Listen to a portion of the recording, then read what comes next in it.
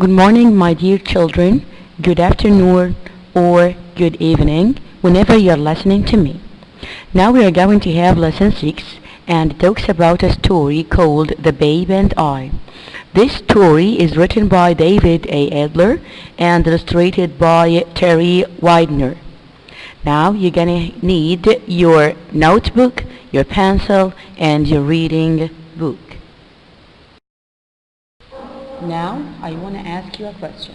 What are some ways you can help your family? Of course, there are many ways that you can help your family with. And of course, the most important person that you can to help is your mother.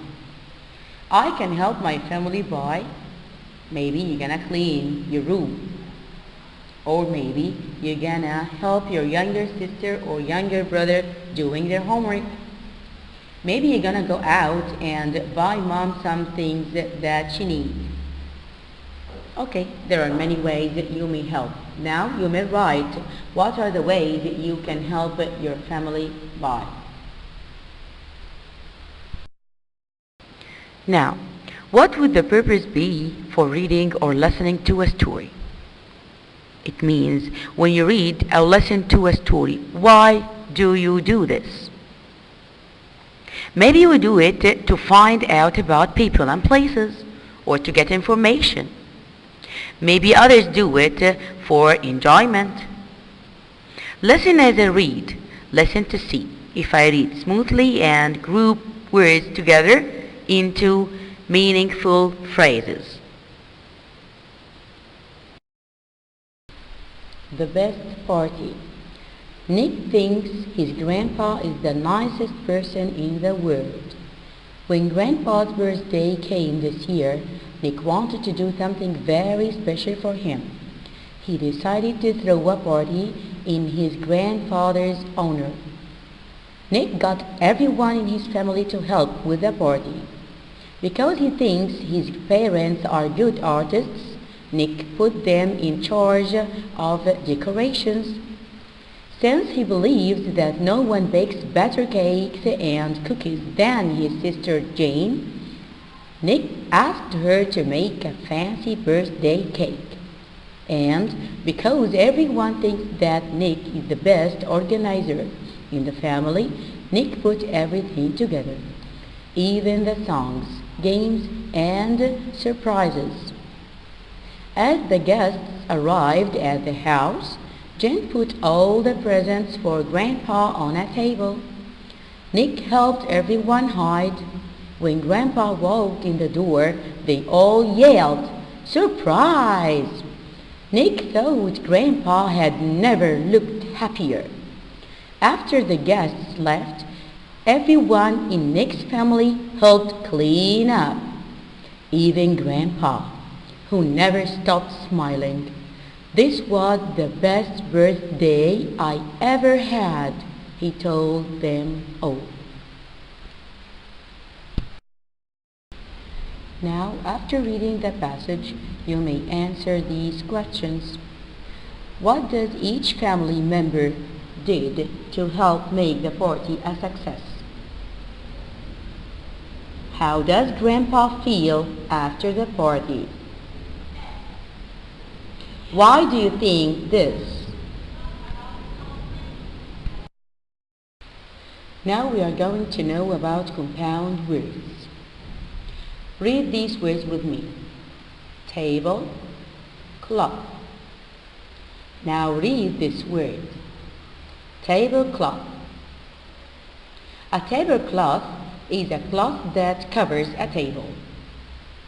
Tablecloth is a compound word, a word made up of two or more smaller words.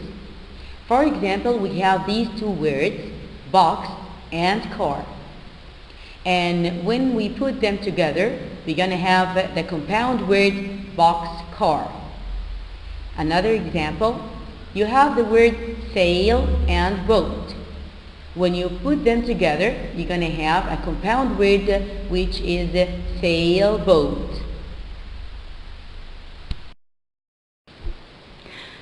Now to practice the compound word, so to make sure that you know them all. What two words make up the word thunderstorm? So we have two words here. They make a word, only one word, with a different meaning. So we have thunder and we have storm. But what about thundering?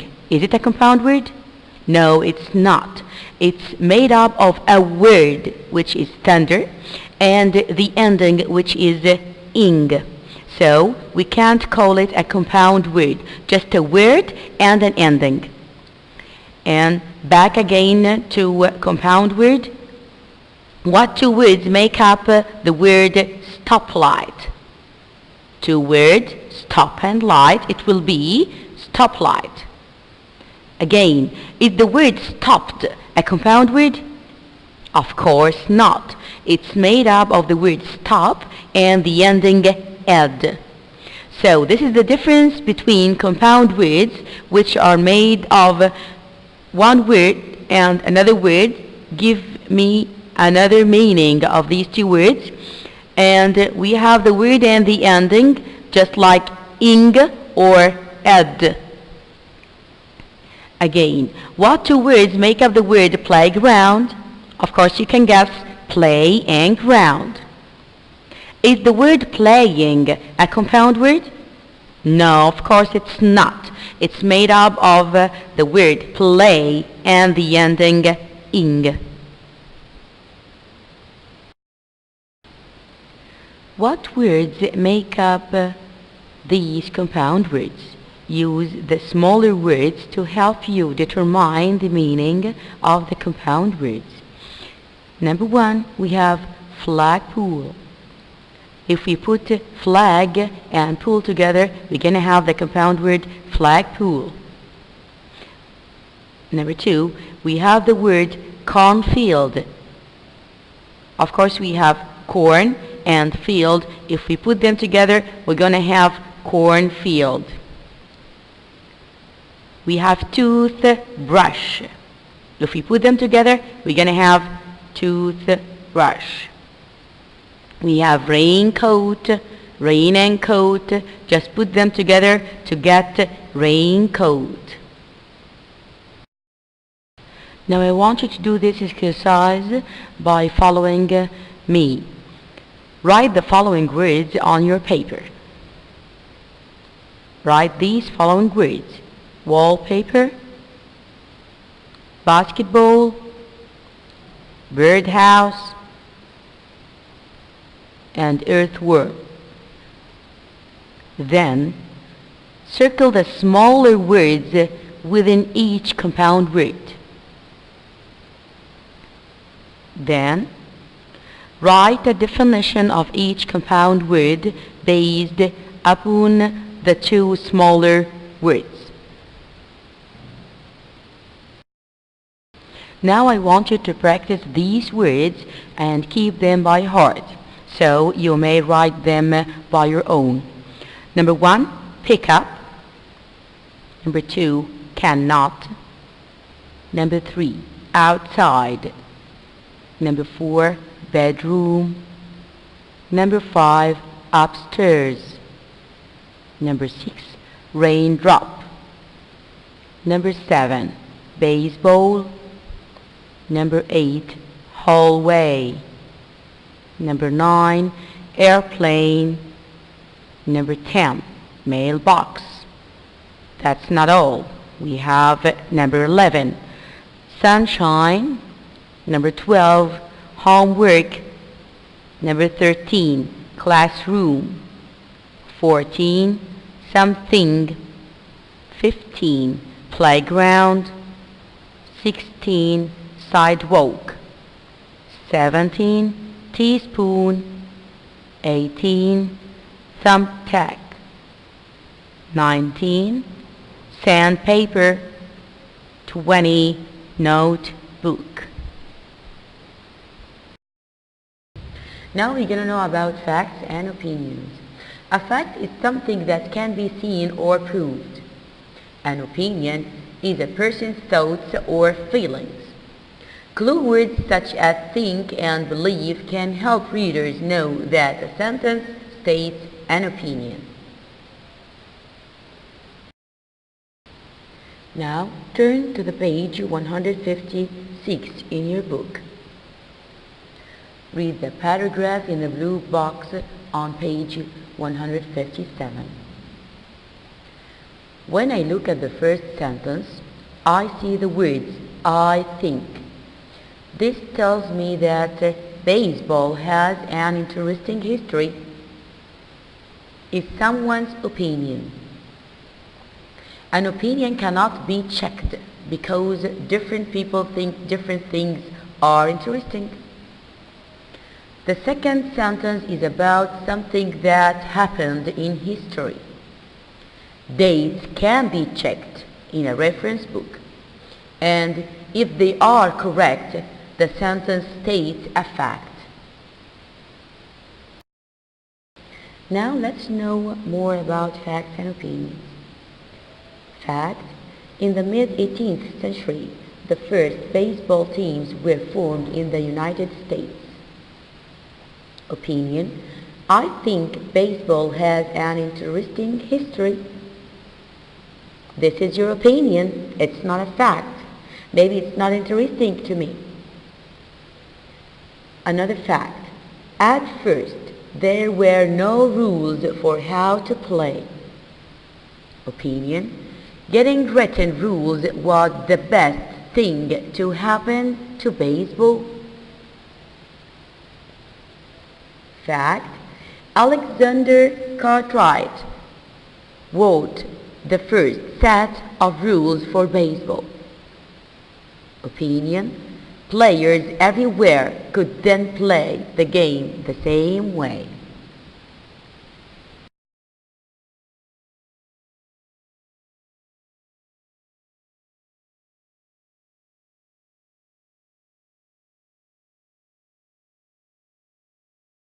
Now, if you are going to talk about the sentence, the bridge gleamed in the sunlight.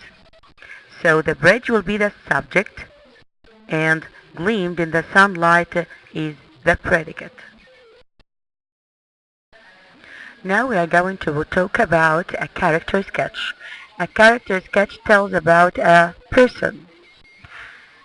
Read with me. Sofia Rivera has short black hair and big brown eyes.